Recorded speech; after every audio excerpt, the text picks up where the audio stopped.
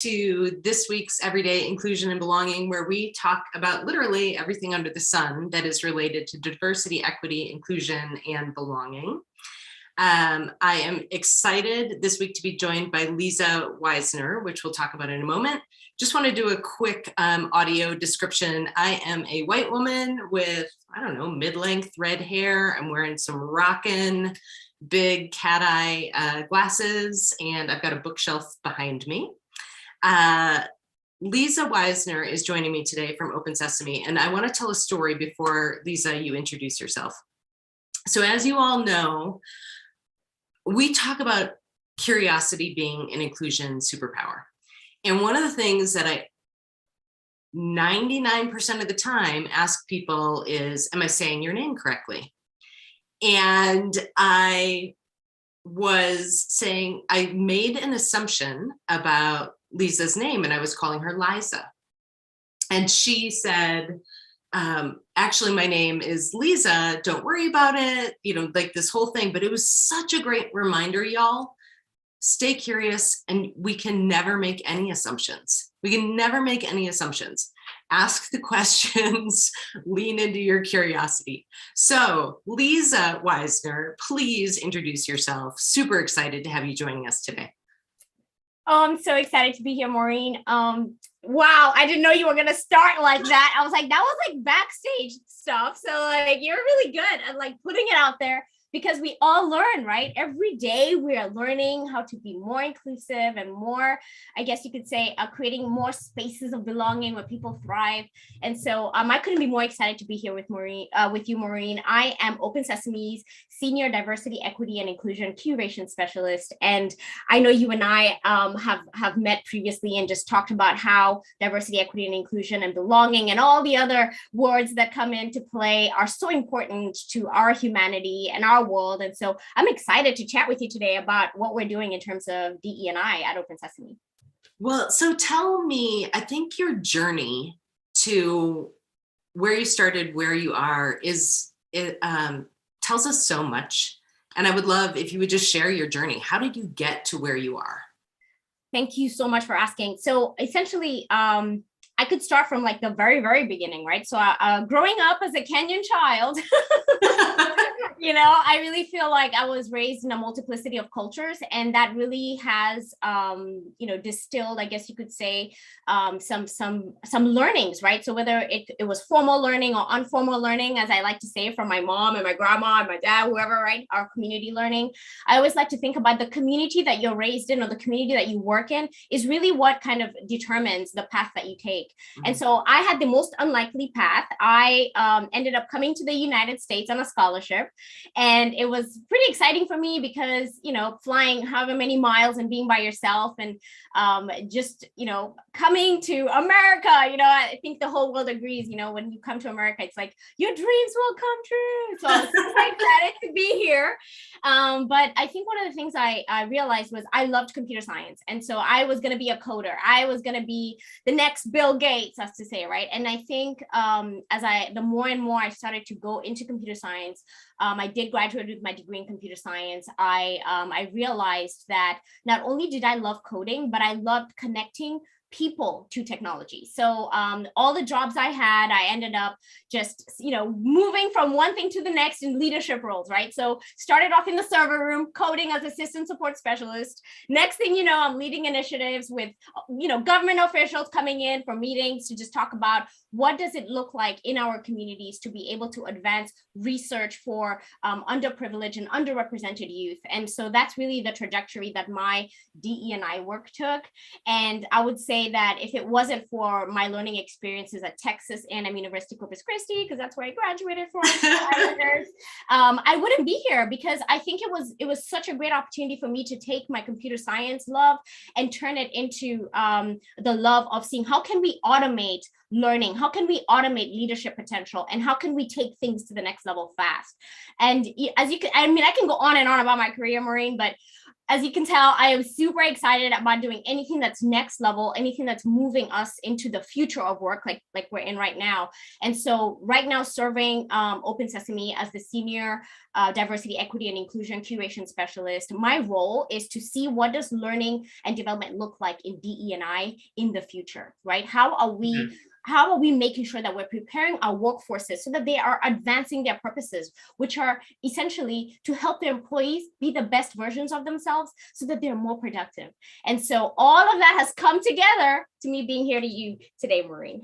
Well, and I think what is interesting about that is you were looking at technology as a solution, not as tech for tech's sake, right? It was, how can we take this coding? How can we take this tech and connect the dots and solve problems? Yes. And that's what you're still doing with Open Sesame. Yes. Oh my gosh, you totally got it. And in fact, I was well known for saying, you know, we're doing the high tech with the high touch.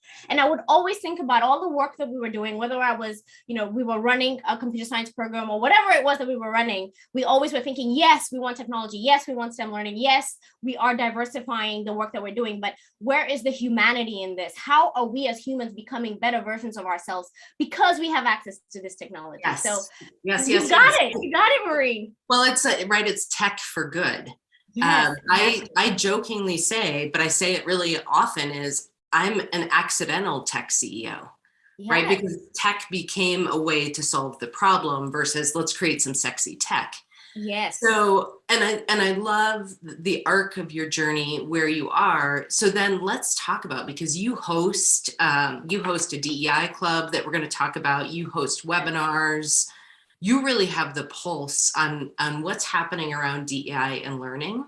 And I would love to hear, what are some of the trends that you're seeing? What are y'all seeing pop up? Because you have millions of users, excuse me, thousands of companies, right? You've got some really great data in terms of what's popping up for people. Yeah, so, you know, we are, like you said, we're well known for developing the most admired and productive workforces. And so with that comes the opportunity to have data. So I'm going to actually, I just, you know, decided I'm going to pull the data as of today. Okay, so as of 5 minutes ago, y'all, I'm pulling the information as it relates to what we're doing in DE&I. Now, before I give you this information, I need to tell you that, you know, part of working in this space of diversity, equity, and inclusion is not only being able to have access to impacting how people are working, like in terms of how their engagement level is in the workforce, whether they feel like they belong. But I think the most important part here is making sure that you have data, because, you know, that emotional outcome of, oh, that felt good, everyone's happy, right? You feel like you belong. It doesn't mean anything if you don't take the ambiguity out of it and have data. Where are the facts? Where are the results? Are you doing engagement surveys? Are you doing what we like to call at Open Sesame a progress index survey? So one of the things I will mention before I give you this information is that we conduct a progress index survey on all of our customers. And in fact, anybody today, whenever we end this webinar, this session, I think you're going to be able to share the link with anyone. You can take this progress index survey. And the point of it is to show you where you're at in your DE&I progress, right? So DE&I, diversity, equity, and inclusion. It's important to know that if you are a level 1 organization, let's say on a scale of 1 to 4, you're going to see DE&I completely differently than an organization that's level 2, 3, or 4. So as I give this information, pay attention to the fact that when you are optimizing your organization, you need to also know whether those primary subjects or those categories are what your organization needs, because your maturity plays a part in making sure you know what you need to pay attention to. So hold that thought, because one of the things that we often talk about, so Lisa, I don't know about you, but we get asked all the time, who is doing this well? And our answer is nobody is doing this well. And right, there are pockets within organizations of excellence. There are pockets that haven't even gotten started yet.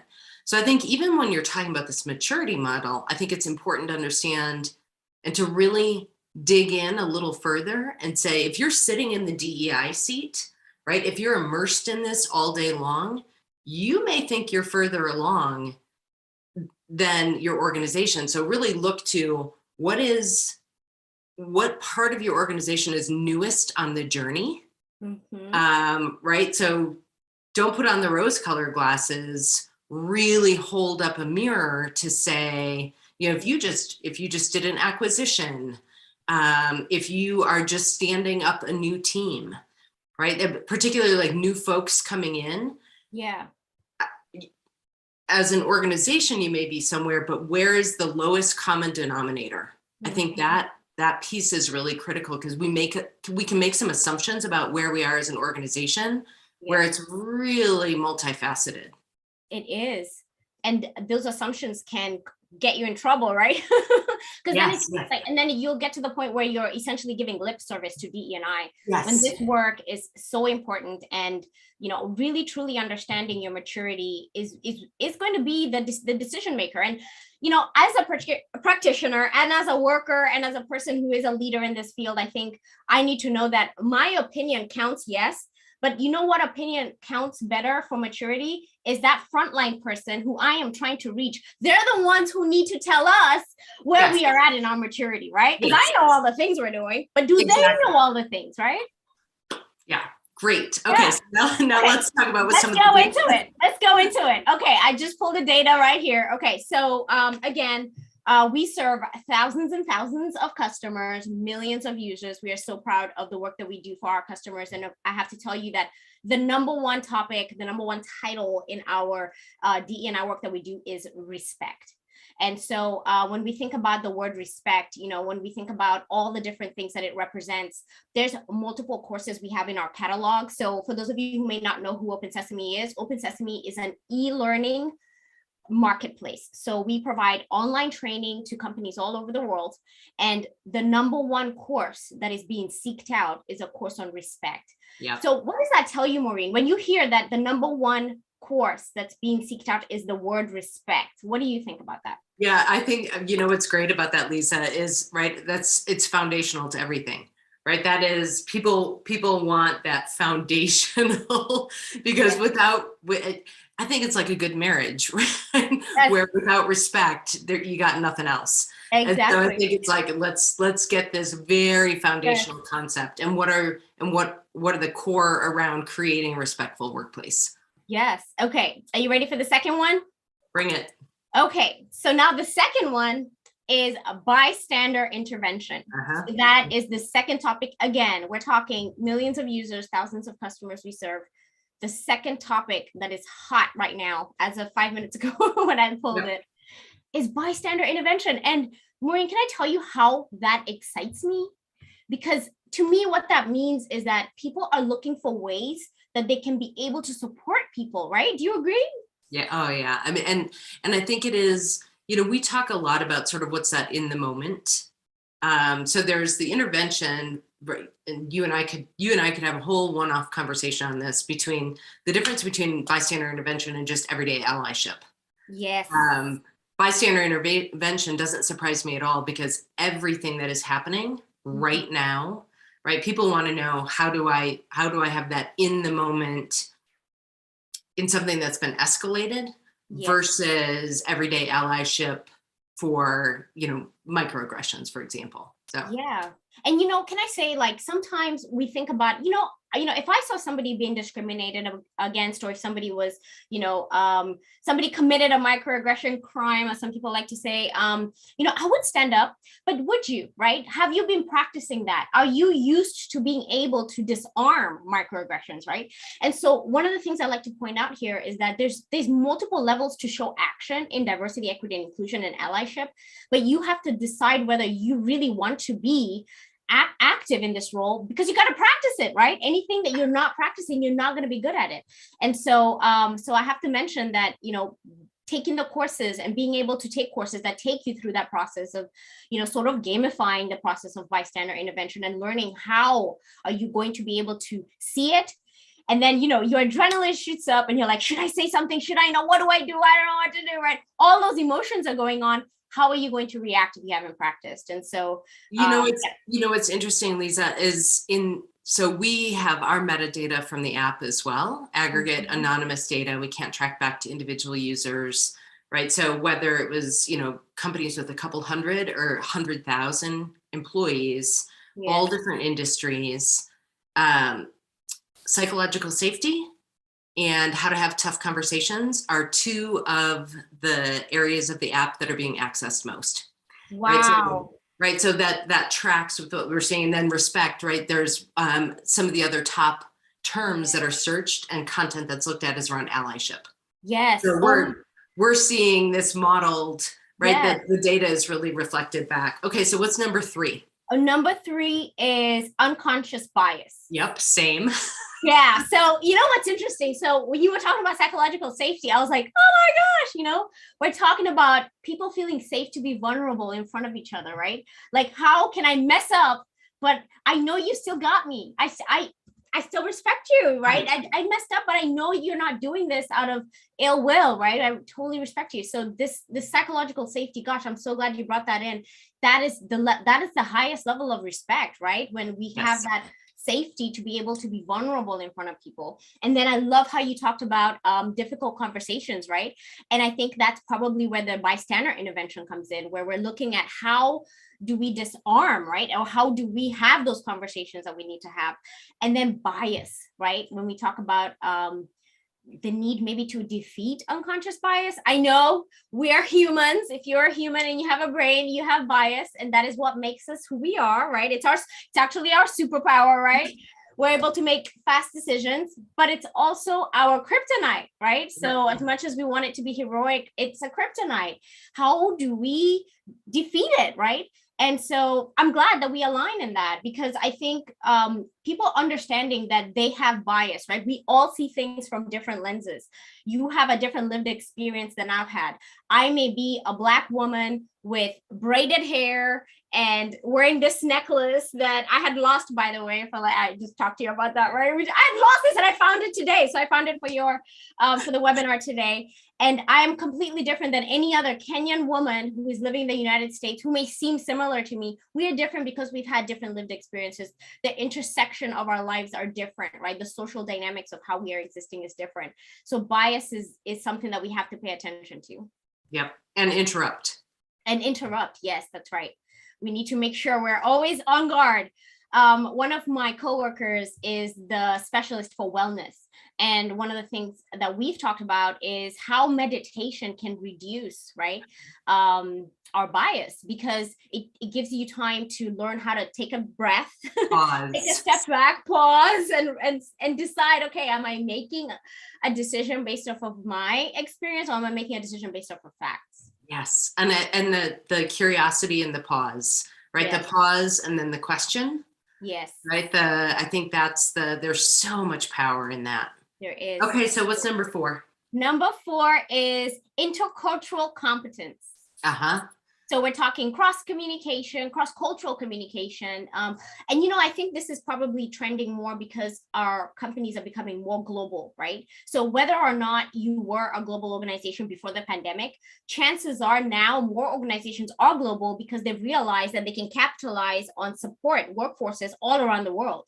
And so because work has changed, I think this topic has bubbled up because it wasn't in the position it's in right now 30 days ago. I was going to ask you that because I think the other piece is not only, so companies we're becoming more global, but the companies have been global for a while now. Yes. But I haven't been on a Zoom call with, right? I haven't actually maybe had to have been interacting with some of my colleagues in different parts of the world. But now, because it doesn't matter where we're working, right? If we're talking about people that are, we're talking about a segment of the workplace. I think that is not surprising to me.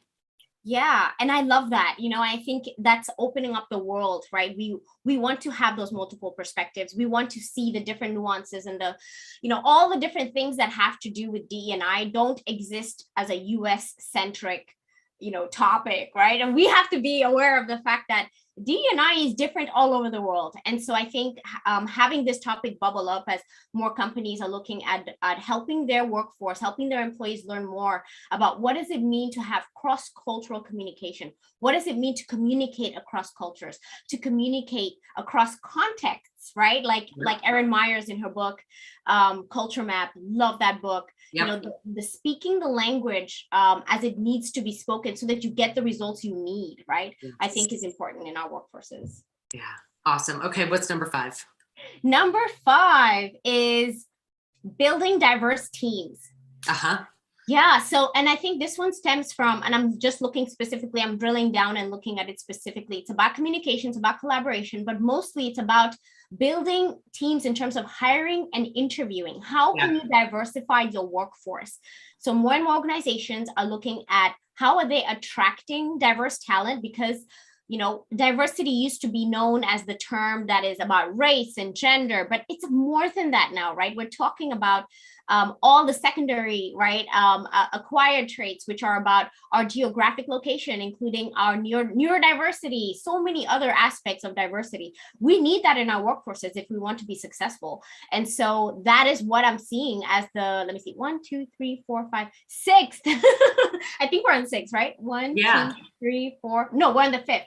We're on the 5th one. Yeah. So that's the 5th trending topic right now, building diverse teams and diversifying our workforces. Well, there's been so much around how to change what the face of your workforce looks like. Yes. Right. And I love that. Right. So it's everything from generational, class, disability, LGBTQ plus, race, gender identity, veteran status. Am I rural? Am I urban? Am I right? Like global caregiver status. That's the one that just bubbled up recently, and I was like, whoa, yeah, we need to pay attention to our caregivers. Oh, caregiver, that and we could get into the demographics about who's been most impacted, right? If you talk about women of color who are caregivers, right? The last 2 years have been, so, okay, let's keep going. Yes, let's keep going. And then so the rest of the trends are actually just based off of sort of like a reintroduction of some of the other topics. So we can talk about communication in the workplace, collaboration. So I can go on and on, but I think our top 5 really paint a clear picture for us on what we should be paying attention to. But one of the other things I wanted to pull for you though is the work that we're doing in terms of in future thinking, right? So when we think about the work we're doing, or at least when I think about the work I'm doing, I always think, okay, yeah, that's what we're doing now, but what are we doing tomorrow? What are we doing in the future? How can we optimize so we're ready for the next who knows what, right? Right now, COVID-19 accelerated our future of work, but what do we need to do to be ready for the next whatever it is, right? Yes. And so one of the things that that we've leaned into, which is obviously hot on everyone's mind right now, is the DE&I implications of hybrid work. Remote work, hybrid work, people coming into the office sometimes and not sometimes. How are we managing diversity, equity, and inclusion in those spaces? And so that's one of the topics that that we're looking into. And so I could say that that's probably a cross, I guess you could say, relational topic from business skills, right? How do you optimize or lead better? How do you lead remote teams better? But how do you also have your D&I implications considered? How are you being able to measure, right? How you there's everything from what are those feelings of inclusion?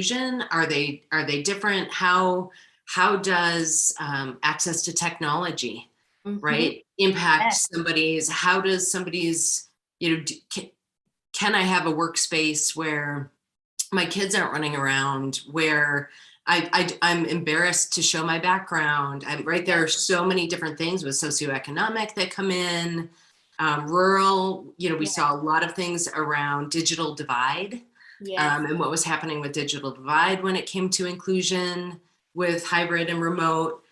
I think one of the things that's popping up right now, there was just some research, and I wish I could track it down out of my brain right now, Lisa, but about how people still have proximity bias. So now as people are coming back to the office, and this has always impacted people that have, we used to call it flexible work. Right now, hybrid I'm work. flexing. I'm a flexer. Yep. And so that proximity bias and how we're really actively interrupting that proximity bias. So those folks that aren't coming back to the office and don't want to, that doesn't impact their career trajectory or their feelings of inclusion. Yes, you're right. And I think it used to be whoever's giving FaceTime to the boss, right? Who does the boss see is who gets the special project that's probably going to get you that promotion, right? Yep. So yeah. So There's so much information on that. And by the way, if you don't mind me plugging this, we have a whole series on hybrid work and the D&I implications of it. And as it relates to learning and development, right? How can you develop learning and development, how can you develop learning and development programs that are considering how you're measuring the DE&I implications of hybrid work? Is it harming your organization, right? Is your organization clear on what type of hybrid work are you doing? Are you doing remote first, right? Versus office first? That's important for your employees to know. And that's when we talk about psychological safety, that's important to know, right? Am I expected to be in the office, or am I expected to be at home and sometimes in the office, right? Yeah. So there's and that plays a part in also the manager's perspective on it, right? The manager needs to know, how is the organization seeing success in this organization? Is it task-based or project-based work that we're measuring? And so the last thing I want to mention here is measurement, because when we talk about empathy, belonging, all these emotional outcomes of the work that we're trying to do, right? And we call it DE&I, but it's the humanity of work, right? Yes. We need to just bring back the humanity of seeing the work we're doing as, how can this human being who we are blessed to have work in our organization be the best version of themselves? How can they work at their highest potential? Yes. And whatever they need, we need to provide that. We need to provide that space so that they can flourish, because that's how we win. That's how we advance our purposes, so that we can have, I always say world peace, but that's how we can have more happier people with more joy in their lives, so that we can be able to create a sense of belonging in our world, right? Beyond our workforces, in our communities. Listen, we talk about this work as the ripple effect, right? Yeah. So, right, when we're able to create these workplaces where everybody can thrive, right? The humanity. There was Shatora at City of Buffalo. She said, if my title were Chief Dignity Officer, people would probably, right? That has people really understand what this work is, that we can solve big global issues. Yes. Right. And when we can solve those big global issues, humanity is better, right? It is world peace. Yeah, but then again, it starts with us, right? Sometimes we see it as, oh, there's this big thing I have to do. Okay, yes, but what are you doing for yourself, right? We talk about psychological safety, emotional intelligence, which is the beginning of learning about psychological safety. Do you have self-awareness? Yes, you have a team. Yes, you have an organization. That's all good. But do you have a definition of your why for DEI, right? Do you have a feeling of who you are? And then now let's talk about your team. And then let's talk about the organization. And then when you come into work, and work is not work as we think of it, work is a calling, right? You can't wait to get to work. And then you get off of work. How are you going to be with your family? You're going to be fired up. You're going to be exuding excitement and love for the family that you have. So yes, I agree with you. It is the ripple effect of the work that we're doing. Yeah. Oh my gosh. Okay. So I knew this was going to be a great conversation. I love the future focus. I love the data, right? Because we're like, you saw me doing this when you were talking about data, because we've got some things that are like the data informed insights, the measuring specifically the emotion of inclusion. I love companies being able to say, here are the top things that are being searched. Here are the things that we need to provide our folks, because they want to do the work, right? Let's give them the tools. Let's lean into the future of learning and provide them what the future of work, which is now, is needed. Yeah. Okay. And can I congratulate you, Maureen? I have to say something. Wow. So you are a rock star, can I say, in this space of futurizing our work here that we do. Here at Open Sesame, we're always looking for the latest and the greatest and the best. And so we are watching you, Maureen, because we know that not only are you being able to provide these, immediate needs of learning, but you're reaching people where they're at. So I'm going to pull up my phone. I don't know whether it's going to pull up anything weird on the screen. All my notifications are pulling up. But the point is, we have a phone, right? And you've created an app. And I think everywhere I go, most organizations I talk to, I would say at least 5 in 10 organizations mention your app, Everyday Inclusion, and how helpful it is to their employees to get, and I don't know all the nuances of your app and all the details, but I have to tell you, You are the future of work, because I think sometimes we think about, we need to pull our employees to log into this learning management system. We need to pull them into doing this. We need to pull them into doing all these things. No, we need to be in the flow of work, right? And in the flow of where people are. And isn't that where you live, Maureen? It is, and I thank you.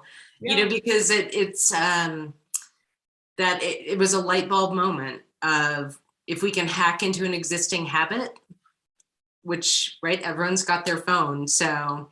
Yep. We're All right, checking, right, our notifications. Lisa, I want you to leave me with one last truth bomb. Yeah, one last truth bomb is that it begins with us.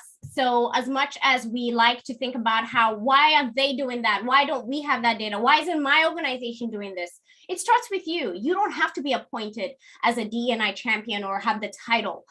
Think about yourself and how you're living your life, and whether you are actually being more diverse in the work that you're doing, more equitable in the opportunities you're providing, and more inclusive in the spaces that you are in, or that you choose to go in, so that you can learn more about how to create more belonging in our world.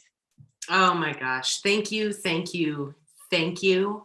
Appreciate that.